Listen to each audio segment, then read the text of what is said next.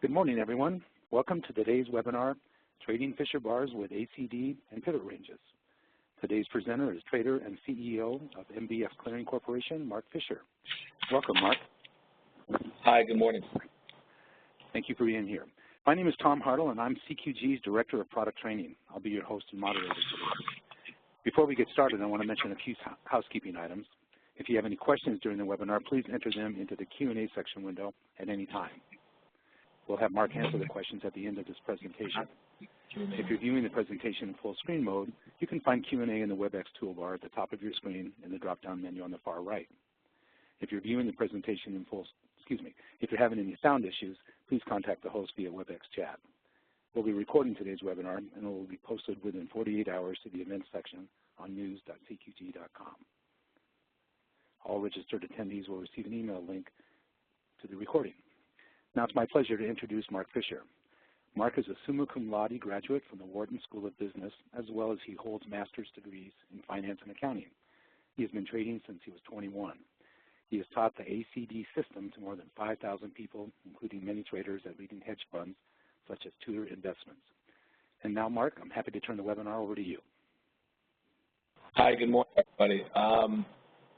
So let's get right into it. If you're looking at the Fisher bars from today, the purpose of what I'm trying to accomplish here is to incorporate the ACD along with a pivot range concept with what used to be called point and figure. The problem with point and figure is that it really didn't take into place volume and time constraints. So what I'm looking at here to do is these Fisher bars really take into account time, price, and volume. Excuse me, Mark, are you sharing your desktop, please? Yeah, I'm not sharing the desktop. And there, here, clicking here. Hold on, one second. Sorry about that. Share desktop. I thought it was share. No, hold on.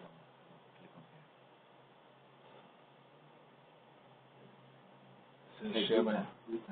Share my screen, right? It's not sharing. Yes, please. Okay. No. Okay, how about now? Very good. Thank you.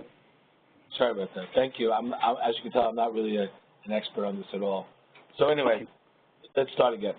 What I'm looking to do is combine ACD along with rolling pivot ranges, along with Fisher bars, which are really nothing more than price, time, and volume grouped together. The concept is that you're looking for bars of time, okay, bars of price that take longer time to develop and take longer times of volume to develop. And obviously we stay away from any type of reports like, you know, in crude oil we stay away from EIA reports because obviously we don't want to be influenced by any kind of like news factor. We want to be influenced only by technicals. So the idea again is to look at let's take S&P today. That'll be the easiest one to do.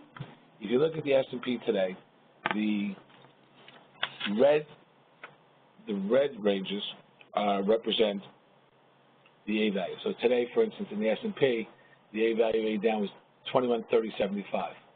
You also see what the C value would be today now, which would be 2142.75. And if you click on the opening range, you can see the opening range was we use for the S&P, we use a 20-minute opening range. So therefore, the A value was 3.5 points. We used the C value of a 0.5 point, and we use a brick size that we talked about, which of 2.5 points. So what that means is, if you look, the S&P had an opening range. The A down would have been a 2130.75, based on the A value of 3.5 ticks. It's obviously already made the A down, and in fact, it's hovering right below it. Okay, but more importantly than just that, if you look what happened, the market opened above the 3-day pivot range, and the 3-day pivot range is in the light green, and is now significantly below it. So you've got 1 and A down, 2, you've got 3-day rolling pivot where it opened above and is now below, which also offers resistance. On top of that, you've got the Fisher bars, which are these bars in time, which have, if you look on the bottom, you'll see that the bars of time have taken some of them have taken longer amount of time and more volume to take place. You can see that by the width of the bar, okay, and by the height of the bar. So, for instance, you've had if you look down here, you've had one Fisher bar here that took more time, more volume, another Fisher bar here that took more time and volume than this one. This one took more time and volume. So obviously, this is an easy, to me, nothing's easy, but this is an easy place to get short. And you don't really need to risk more than, 5 or 6 handles. And in fact, I don't even think you need to risk anywhere near that. The market shouldn't even bounce from this formation. Again, this is interesting because we never really get this many times a clear setup like we do in the S&P right here. So if you allow me the opportunity, 1 second, I'm just going to place an order myself. Hold on 1 second. I do this so you can see that we traded everything. Hold on.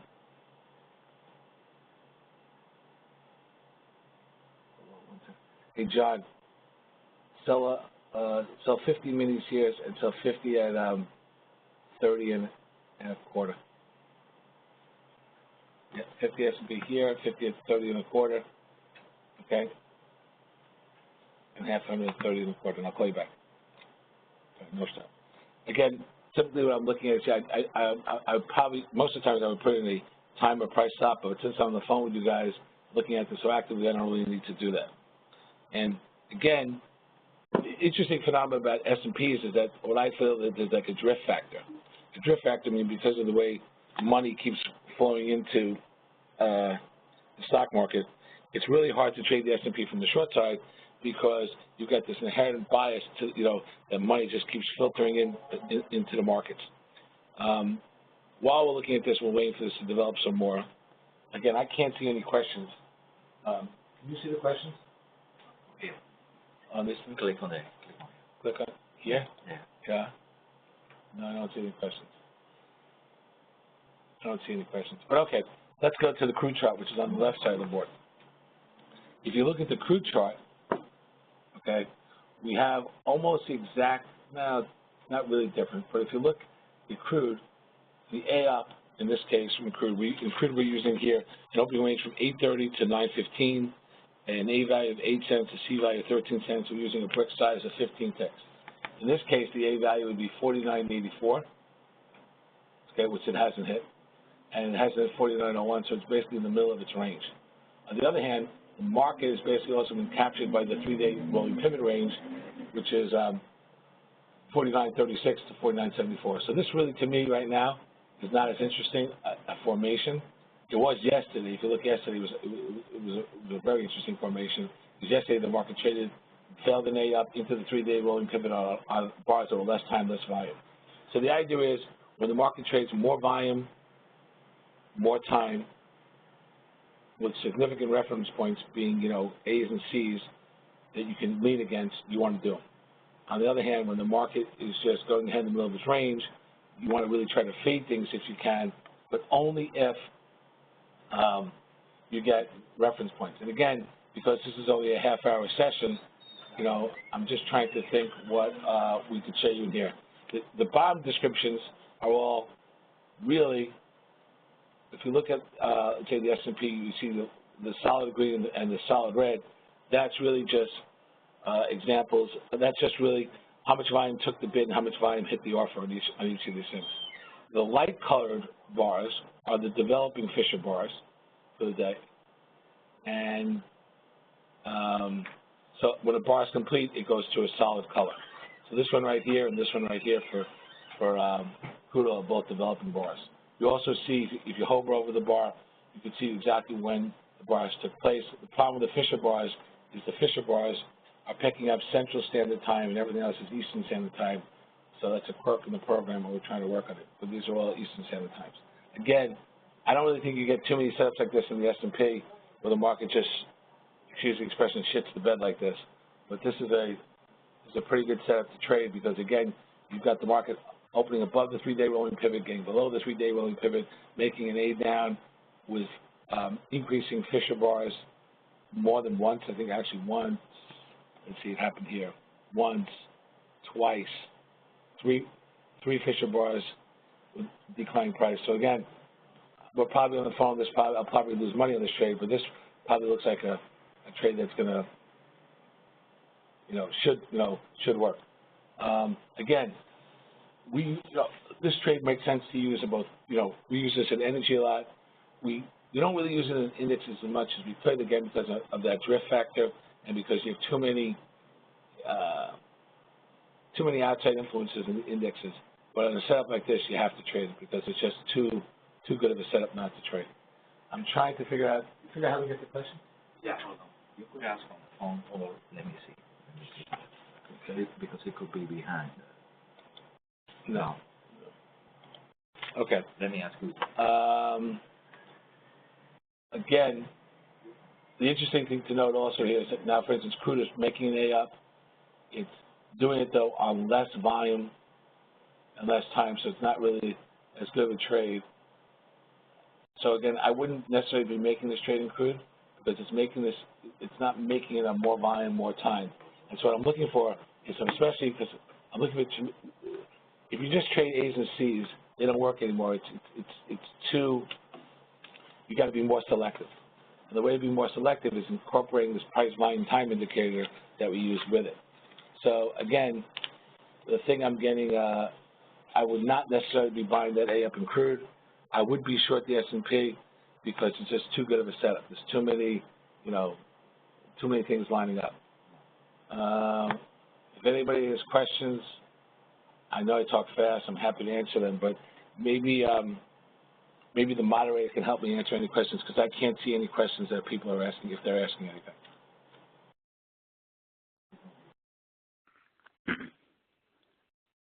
Hi, Mark. Can you hear me? Yeah, I can hear you. Okay, so I do have a question here from, I'll just try to read it to you. Can you explain how to choose opening time frame for each market? Crude, for example, I was under the impression that the opening range was just the 5 minutes. No. Opening ranges, we don't use 5-minute opening ranges at all anymore. You can vary them between 10 and 20 minutes and even up to 40 minutes or 45 minutes of time, but you need to be consistent with it. The easiest way to go ahead and look at your opening range, once you determine whether you want to use a 10-minute opening range or a 20-minute or a 30-minute opening range, you need to be consistent and use it every day. On top of that, the A and C values are nothing more than a percentage of the average true range over the past, 15, 20, 25 days. So, you can use 15%, 20%, 25%. They're all going to work, okay? But really what it comes down to is using A's and C's, the way I described them, along with the 3-day rolling pivots, daily pivots, Fisher bars, moving averages, and other factors to try to line up trades that make the most sense risk-reward-wise. So, again, if one day you're going to use a 10-minute opening range, and then the next day you're going to switch to a 40-minute opening range, that doesn't make sense. On top of that, again, if this was yesterday, I wouldn't be trading, for instance, crude oil during any of those reports, so I stay away during all the report times. But so I like to trade what I call data-free days. So for me,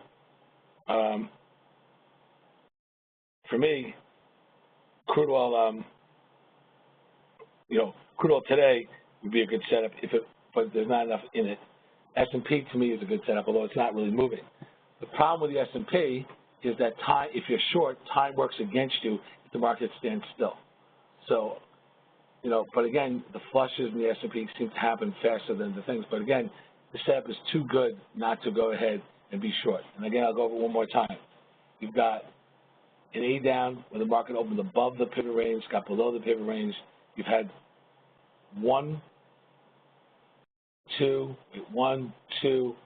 3 Fisher bars of more time, more volume to the downside.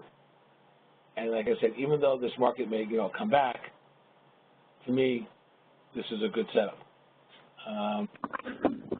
Is there another question there? Where would you place your stop? Is it at one of the colored lines, or? Well, here's what I would do. In this case, I'm watching this closely because, again, I'm trading, but I would put it this way. If the S&P went, first of all, in an absolute case, if the S&P got above the 3-day rolling pivot, I'd be out. If the S&P really got back above the opening range, above the A down, I'd probably cut back a little, for more than a couple minutes. But again, it's very difficult to trade. It's very, very difficult to trade indexes because of all the noise and because of all the fluctuations. But again, this setup is too good, to do it. You have a situation where you've had too many consecutive, bars down. Now, the only thing I can say against that would be the fact that you've got,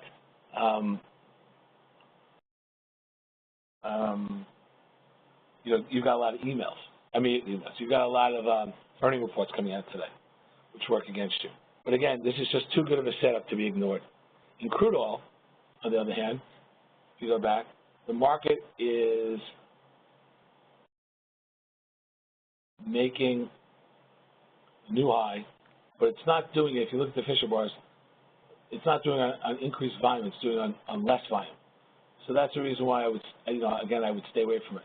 The market did go ahead also open tested both extremes of the 3-day pivot range, and it may rally, but it's not going to rally. I'm not buying this.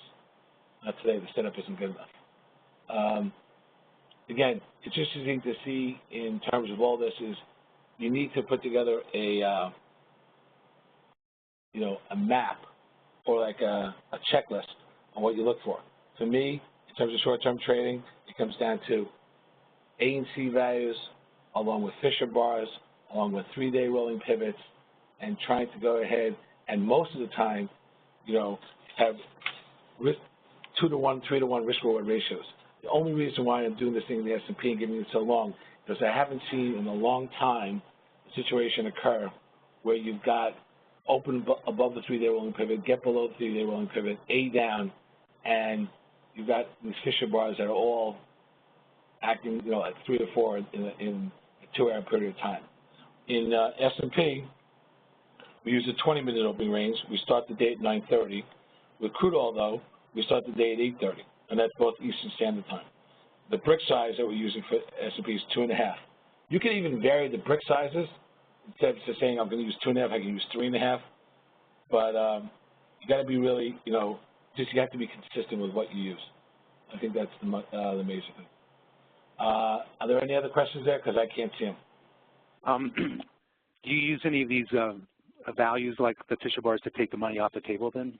What would be your exit rules? Well, see, that, to me, yes. Obviously, if I would go ahead, if I was short and got an up Fisher bar, if I got a reversal bar, I would cover it. Okay. I also really what I use these for are more entry points than exit points, and I believe that if again, if you're a patient trader, that it's not getting out of you winners that kills everybody as long as you consider your hands. It's not identifying just good trades, good setups. So obviously, what this is all about is trying to identify good setups. If you look yesterday, for instance, okay, in crude oil, I don't know if you can see my yes, we can see it. You can see what happened yesterday. After the number, the market rallied rallied right back on less volume, right into the pivot range. Never really made the A up, and then started coming off on more volume, more time. So to me, yesterday that would have was a good place to fade the market after the number.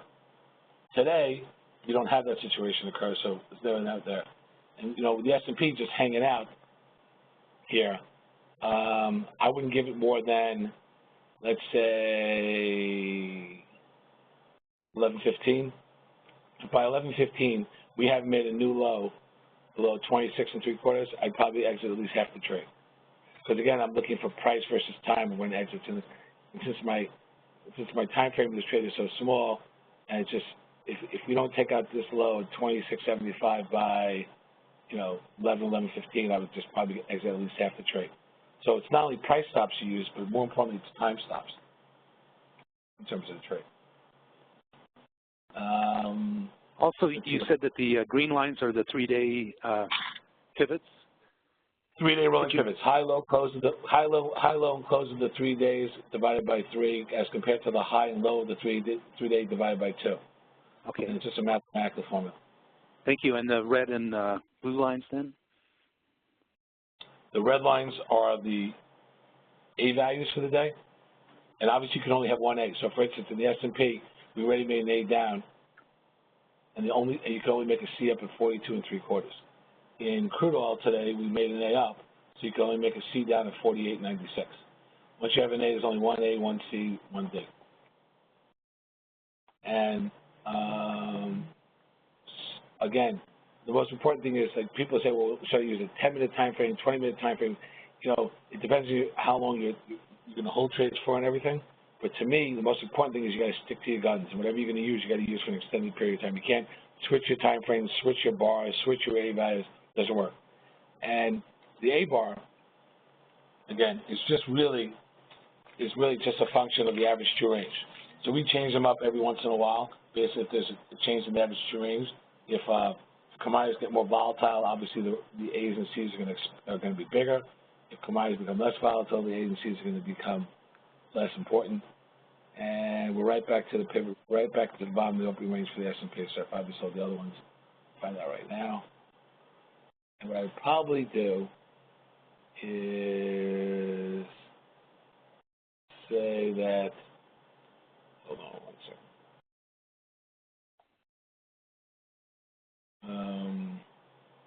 Let's see what we did.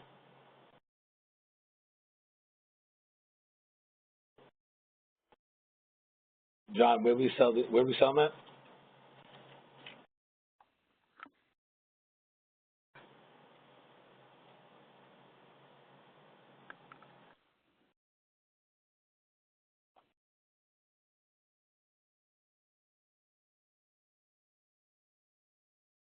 Okay.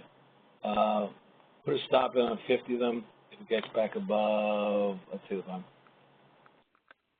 Now we'll put a stop right now on 50 above 34, 50 at 37. So again, really I should be risking to 37 on all of these. And again, that may seem like a lot of money, but again, I haven't seen a setup like this in the S&P in probably, I don't know, a while. So of course, Murphy's Law is going to be whatever, you know, it could go wrong. I'm also going to get out of this trade by 11:15, at least half of it. If it doesn't show any pronounced weakness by 11:15, and because of the drift factor in the S&P, I'm going to get out of it then, at least half. Energies, you can have a little more patience with because commodities don't have the drift factor. People just constantly buy them, as they do like in stocks. Excuse me, Mark. Also, you have a book, The Logical Trader. Is this some of this work of yours described in the book too? Yeah, but the Logical Trader was written a long time ago by me. And so basically the Logical Trader is nothing more than an introduction to this. And if I was to put it in terms of this, in terms of how we trade, I would say the Logical Trader is more like going to elementary school. And the way we trade now is more like, you know, grad school. So that's a good introduction to people, but it's really not, where people are at. You know, the good thing about this is you can trade the same AC concept and the same value system here and the same Fisher bars in stocks as well, as long as they move. The thing you get killed if you're a commodity trader or a day trader, any type of day trader, or even a momentum trader, is just a lack of movement. So what you're really looking for is movement because, you know, the market gives you plenty of opportunities to trade. You know, you just need to have enough movement to capitalize on and have the patience to sit on your hands. Because most people just want to make trades all day long, and that's the worst thing to do. The best thing to do is just to sit there and either, you know, have good entries, know where you're getting out if you're wrong, and just sit on your hands. You know, most people want to point and click. That just doesn't. You know, the number of decision making that you're making to do that, it becomes a disaster. Tom, do you see any other questions that I can answer? Just one last one here, and we'll let you go. Is there any material available where they can have a better understanding of how you're calculating the ACs? Well, it's simple. The AC values take the. I'm giving you the formula. Take the average true range over the past 10 days, compare it to the average true range over the prior 20 trading days. Use some formula like that. Take 20% or 18% of that average true range, and those are your A values. Okay. Okay. If you want to use something shorter term, like the reason why crude oil is 8 and 13, okay, is because we use a shorter term one than that. But again, you cannot get into trouble using, I don't believe, A and C values that are, based on 20% of the average true range for the A's. And you know what? And C's, we use different ones, but in reality, whether you use different ones or whether you use the same as A values, it doesn't really matter in the end, as long as you're consistent. We've come up with ones based on regression analysis and everything else, which I don't want to get into here. But really, that whole basis of agencies is based on average true range and a history of it over the last 20 days compared to the last 40 days compared to the last 60 days, and weighting it differently. Okay, so yeah, basically summing it up is you've taken your studies, done the research, worked it out into rules, and then you go about executing. Right, and it's all about, like here, just sitting on your hands, which is the hardest thing to do. Sure. And again, and just not overtrading, because people overtrade way too much. Again, by 11:15 today, the market has been taken out 26.75. I'm going to be out of at least half the trade. Okay, well, I know that you're on a tight schedule here, Mark. We really appreciate your time. And so I want to say thank you for the presentation. As we mentioned, it's going to be recorded. It is recorded. Everybody will get a link to it that's registered for this. And I want to say thank you to you, Mark, and Robert, and everyone else, and enjoy the rest of your day. Thank you. Thank you.